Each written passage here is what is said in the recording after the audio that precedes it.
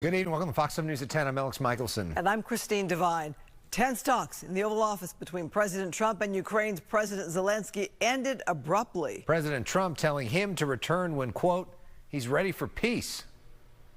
Mr. President, is there no deal? That's Ukrainian President Volodymyr Zelensky after President Trump told him to leave the White House minutes after fireworks erupted in the Oval Office over Ukraine's war with Russia. You're gambling with World War III.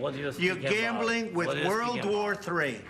And what you're doing is very disrespectful to the country. Zelensky said the U.S. is not immune to the problems caused by the war. During the war, everybody has problems, even you, but you have nice ocean and don't feel now, but you will feel it in the future.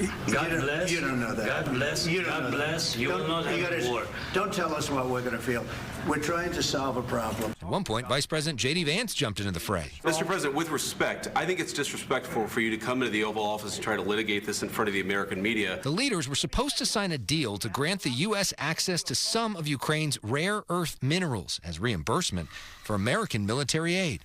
But it did not have the security guarantees Zelensky wanted to deter Russian President Vladimir Putin. I've empowered you to be a tough guy. And I don't think you'd be a tough guy without the United States. President Trump canceled a planned joint press conference with Zelensky and said this outside the White House. Putin this, Putin that, all negative things. He's got to say, I want to make peace. Zelensky appearing on Fox's special report with Brett Baer. We are ready for peace, but we have to be in strong position.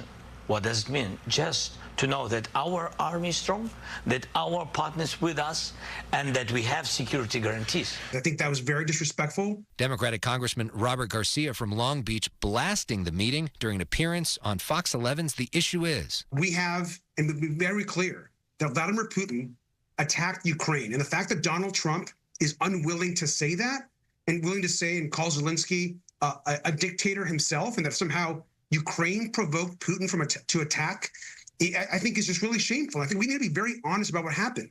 A different view on the show from Sheriff Chad Bianco of Riverside, a Republican candidate for California governor. President Zelensky has been allowed to say a whole lot of things without being confronted for a couple of years.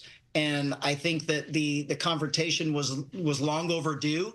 It's maybe a little odd that it was in that type of a setting. Chaos. And this from Harvey Levin on the set of TMZ Live. I think Donald Trump has a plan to shake things up because that feeling of shaking things up is what people want. And it doesn't mean that it's ultimately going to be productive. Maybe some of it will, but clearly some of it won't.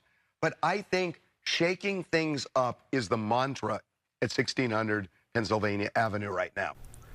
Certainly shaking things up. And more from Sheriff Bianco, Congressman Garcia, and Harvey Levin coming up at 10:30 on The Issue Is. Seems to be really uncertain times right now. Uncertain times and uncertain what happens next with all of this. Zelensky says he wants to get a deal. He's in Washington tonight, but we have no idea really what happens next. The world is watching this one.